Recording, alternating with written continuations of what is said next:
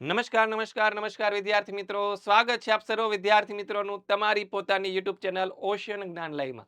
વિદ્યાર્થી મિત્રો, તમારી પ્રથમ પરીક્ષાની જબરજસ્ત તૈયારીઓ કરવા માટે ઓશિયન જ્ઞાન લાઈવ તમારા માટે લાવ્યું છે મોસ્ટ આઈએમપી પેપર સેટ. અને વિદ્યાર્થી મિત્રો, આ પેપર સેટના સોલ્યુશનના વિડીયો ચાલી રહ્યા છે, સોલ્યુશનની સિરીઝ ચાલી રહી છે. તો આ સિરીઝની અંદર બેટા આપણે અગાઉ પ્રશ્નપત્ર 1 ના સેક્શન A, B, C અને D ના સોલ્યુશન જોઈ લીધા છે. પ્રશ્નપત્ર 2 ના સેક્શન A નું પણ સોલ્યુશન જોઈ લીધું છે. આજે વારો છે પ્રશ્નપત્ર નંબર 2 ના સેક્શન B ના સોલ્યુશનનો. તો વિદ્યાર્થી મિત્રો, ચાલો શરૂઆત કરીએ આપણે આ જબરજસ્ત લેક્ચરની કે પેપર નંબર 2 સેક્શન B એનું સંપૂર્ણ સોલ્યુશન. તો પ્રશ્નપત્ર નંબર 2 છે સેક્શન B ની સૂચના હોય છે ભાઈ ટૂંકમાં ઉત્તર લખો. 13 માંથી કોઈ પણ 9 પ્રશ્ન લખવાના હોય, પ્રત્યેકના 2 ગુણ હોય ને 18 ગુણનો આખો સેક્શન હોય. 25 નંબરનો સવાલ છે ભાઈ આર્યો પ્રકૃતિ પ્રેમી હતા એમ શાથી કહી શકાય? તો આર્યો છે એ વૃક્ષો, નદીઓ, પર્વતો, સૂર્ય, વાયુ, વરસાદ વગેરેની પૂજા આરાધના કરતા. તેમણે પ્રકૃતિના તત્વોની સ્તુતિઓ એટલે કે વૈદિક ઋચાઓ અથવા તો મંત્ર અથવા તો જેને આપણે પ્રાર્થનાઓ કહીએ છીએ એની રચના કરી. અને એમાંથી સમય જતા તેમાંથી યજ્ઞાદિની ધાર્મિક ક્રિયાઓ ભારતમાં છે એ ધીમે ધીમે શરૂઆત થઈ. એટલે ઓલા હવન કરાવવા, કથાઓ કરાવી, આવી બધી શરૂઆત થઈ. આથી કહી શકાય કે આર્ય શું હતા? તો કે પ્રકૃતિ પ્રેમી હતા. 26 નંબરનો સવાલ, વારસો એટલે શું? તો વારસો કહેવાય કોને ખરેખર?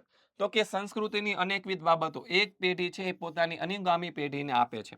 એ પેઢી પોતે શીખેલી કે મેળવેલી બાબતો તેમાં ઉમેરે અને વળી એ પેઢી પોતાની અનુગામી પેઢીને બધું શીખવે અને આપે છે. આમ પેઢી દર પેઢી જે આપણને મળે છે એને આપણે શું કહીએ છીએ? વારસો કહેવાય છે. જો આપણે એક્ઝામ્પલ દ્વારા સમજી લઈએ કે ભાઈ મારા દાદા જે હતા એ પોતાના જીવનમાં અથવા તો પોતાના પિતાજી પાસેથી જે કંઈ પણ શીખ્યા હશે, બરાબર છે, એ કોને શીખવાડ્યું? તો કે આપણા પપ્પાને, મારા પિતાજીને શીખવાડ્યું હશે.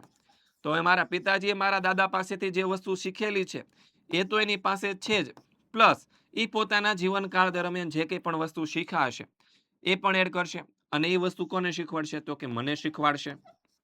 બરાબર છે. હવે આ બંને વસ્તુ શીખેલી છે એ તો મારી પાસે હશે. હું મારા જીવનકાળ દરમિયાન જે શીખીશ એ બધી વસ્તુ છે હું મારા પુત્રને શીખવાડીશ. તો આવી રીતે જે પેઢી દર પેઢી આપણને જે કંઈ પણ વસ્તુ આપણા પૂર્વજો તરફથી મળે છે ને બેટા, એને આપણે વારસો કહીએ છીએ. ત્યારબાદ 27નો સવાલ, બેવડ ઇક્ત એટલે શું? તો અહીંયા જો આપણને બેવડનો અર્થ થાય બંને બાજુ. શું થાય? બંને બાજુ. અને ઇક્તનો અર્થ થાય વણાટ. ઇક્તનો અર્થ શું થાય? વણાટ. બેવડ એટલે બંને બાજુ અને ઇક્ત એટલે થાય વણાટ. પહેલા રંગાયેલા રેસામાંથી બનાવાયેલું કાપડ. આમ બેવડ ઇક્ત એટલે કે તાણા અને વાણાથી ગૂંથાયેલી સાડી કે જેમાં સાડીની બંને બાજુએ એક જ ભાત એટલે કે ડિઝાઇન. શું છે? એક જ પ્રકારની આપણને ડિઝાઇન દેખાતી હોય એને શું કહેવાય? બેવડ ઇક્ત કહેવાય. પટોળું છે એ બંને બાજુ પહેરી શકાય છે અને પાટણમાં બનતા પટોળામાં બેવડું ઇક્ત હોય છે, તેથી બેવડ ઇક્ત કહેવાય છે. અને પાટણના પટોળા તેના પાકા રંગ અને વણાટમાંથી છે વિશ્વભરની અંદર પ્રખ્યાત છે. પછી 28મો સવાલ જોઈએ તેની પહેલા વિદ્યાર્થી મિત્રો, તમારે જબરજસ્ત રીતે ધોરણ 10 ની પ્રથમ પરીક્ષા જે આવે છે એ પ્રથમ પરીક્ષાની અંદર તમારે જબરજસ્ત માર્ક્સ લાવવા હોય તો એ માર્ક્સ લાવવા માટે આપણી ઓશિયન જ્ઞાન લાઈવ દ્વારા છે એ ઓનલાઈન ટ્યુશન ક્લાસીસ શરૂ કરવામાં આવ્યું છે, જેનું નામ છે બ્રહ્માસ્ત્ર બેચ. ધોરણ 9 અને 10 ના વિદ્યાર્થીઓ માટે.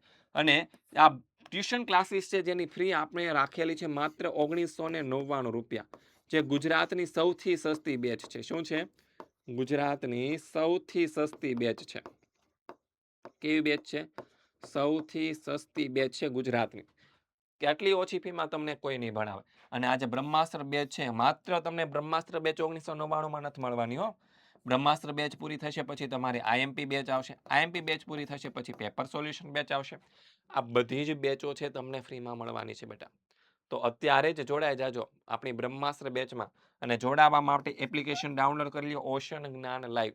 અને વધારે માહિતી માટે મોબાઈલ નંબર તમને આપેલો છે 7046222254. ત્યારબાદ આગળ વધી 28 નંબરનો સવાલ, સ્થાપત્ય કલા એટલે શું? તો કે સ્થાપત્ય કલા એટલે કે ભવનો કે ઇમારતો બાંધવાની કલા. શું છે? ભવનો અથવા તો ઇમારતો બાંધવાની જે કલા હોય એને સ્થાપત્ય કલા કહેવાય. પૂર્વ આયોજન કરી તે મુજબ રેતી, માટી, ચૂનો, પથ્થર, સિમેન્ટ વગેરેનો ઉપયોગ કરીને મકાનો, નગરો, કુવાઓ, કિલ્લાઓ મિનારાઓ, મંદિરો, મસ્જિદો, મકબરાઓ, સ્મારકો, સ્તંભો વગેરેનું બાંધકામ કરવું એટલે સ્થાપત્ય કલા.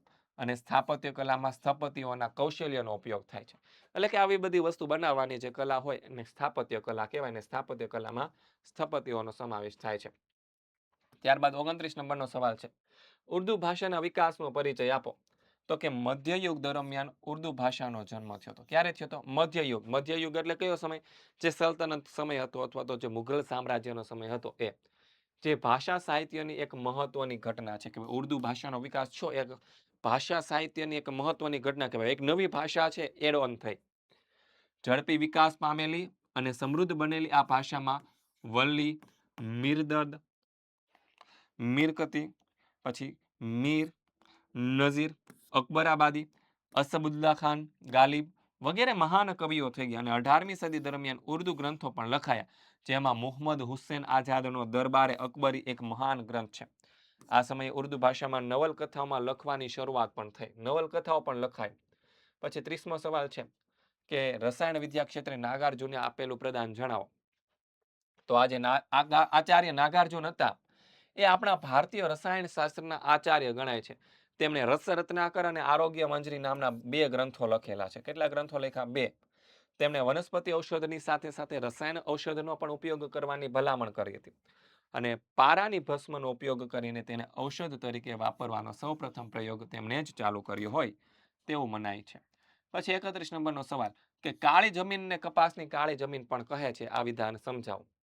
તો કે કાળી જમીનમાં લોહ, ચૂનો, કેલ્શિયમ, પોટાશ, એલ્યુમિનિયમ, મેગ્નેશિયમ, કાર્બોનેટનું પ્રમાણ વધારે હોય છે.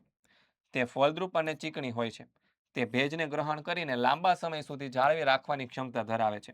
તેના આ ગુણો કપાસના પાકને ખૂબ જ અનુકૂળ હોવાથી તેમાં કપાસનો પાક ખૂબ જ સારો થાય છે. આથી કાળી જમીનને કપાસની કાળી જમીન પણ કહેવાય છે. પછી 32મો સવાલ, રાષ્ટ્રીય ઉદ્યાન એટલે શું? તો કે કુદરતી વનસ્પતિ, વન્યજીવો, કુદરતી સૌંદર્યના સ્થળો તેમજ મહત્વના રાષ્ટ્રીય સ્થળોની જાળવણી માટેની સુરક્ષિત કરાયેલા વિસ્તારોને રાષ્ટ્રીય ઉદ્યાનો કહેવાય. એ અભયારણ્યની સરખામણીએ વધારે સુરક્ષિત ક્ષેત્ર છે. તેમાં એકથી વધારે પારિસ્થિતિક તંત્ર સમાવિષ્ટ હોય છે. તેમાં પાલતુ પશુઓને ચરાવવા પર સંપૂર્ણ પ્રતિબંધ હોય છે. અહીં સહેલાણીઓના હરવા ફરવા પણ નિયંત્રણ હોય છે. કોઈ પણ વિશેષ પ્રજાતિ પર કેન્દ્રિત હોતું નથી. બધા જ જીવોને અહીં સાચવવામાં આવે. તેની સ્થાપના રાજ્ય સરકાર, કેન્દ્ર સરકારના સહયોગથી થાય. કાઝીરંગા, કોર્બેટ, વેળાવદર, દરિયાઈ રાષ્ટ્રીય ઉદ્યાન, ગીર આ બધા દેશના મહત્વના જાણીતા રાષ્ટ્રીય ઉદ્યાનો છે. અને વિદ્યાર્થી મિત્રો, આજે સરસ મજાના પેપરના સોલ્યુશન ચાલે છે તેના પીડીએફ મેળવવા માટે તમારે અત્યારે જ ડાઉનલોડ કરી લેવાની છે આપણી ઓશન જ્ઞાન લાઈવ એપ્લિકેશન. અને એના સોલ્યુશનની પીડીએફ તમને ત્યાંથી મળી જશે. અને અહીંયા તમને જે કોડ આપેલા છે તમને બધા જ વિષયના પ્રશ્નપત્ર છે તેના વિડીયો સોલ્યુશન માટેના છે. તો વિડીયો સોલ્યુશન માટે આ બધા કોડ તમારે સ્કેન કરી લેવાના છે. બરાબર છે. નેક્સ્ટ આગળ વધીએ 33માં. મકાઈના ઉપયોગ જણાવો. મકાઈ ક્યાં ક્યાં ઉપયોગમાં આવે? તો કે ડુંગરાળ પ્રદેશમાં રહેતા લોકો મકાઈનો ખોરાક તરીકે ઉપયોગ કરે. બીજું શું છે? સ્ટાર્ચ, તેલ, પ્રોટીન, બાયોફ્યુઅલ જેવા ઘટકો હોવાથી તેનો ઔદ્યોગિક પેદાશમાં પણ ઉપયોગ થાય.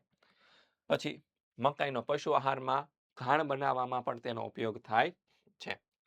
પછી ભૂમિગત જળના ઉપયોગો જણાવો. તો કે જમીન અંદર જે પાણી વહે તો કે ક્યાં ઉપયોગમાં લઈએ? તો કે પીવામાં લઈએ, ઘર વપરાશમાં લઈએ, ઉદ્યોગમાં, સિંચાઈમાં, ગંદકીના નિકાલમાં બધી જગ્યાએ છે આનો આપણે ઉપયોગ કરતા હોઈએ છીએ.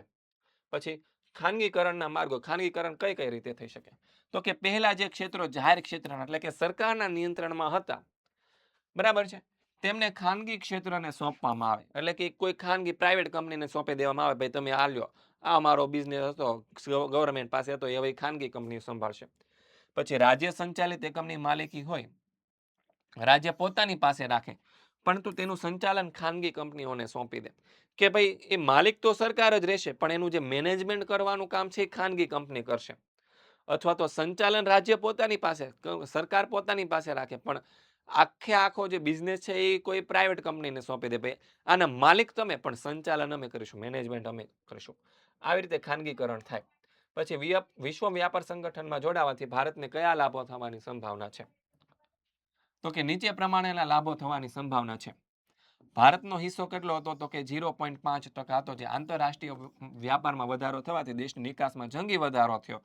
પરિણામે વિશ્વ વ્યાપાર સંગઠનમાં ભારતનો હિસ્સો વધીને 1% વધારે થઈ ગયો છે. કેટલો છે? જે 0.5% હતો એમાં 50%નો વધારો થયો, આથી 1% જેવો થઈ ગયો. પછી ભારતની જે કાપડ તેમજ તૈયાર વસ્ત્રોની જે નિકાસ હતી એમાં નોંધપાત્ર વધારો થયો. પછી નેક્સ્ટ આગળ વધીએ તો કે વિકસિત દેશો છે એમની કૃષિ પેદાશો પરની સબસિડી છે, આયાત છે, જકાતો છે એ નાબૂદ કરશે. તેથી ભારત જેવા વિકાસશીલ દેશની કૃષિ પેદાશની નિકાસમાં શું થશે? વધારો થશે.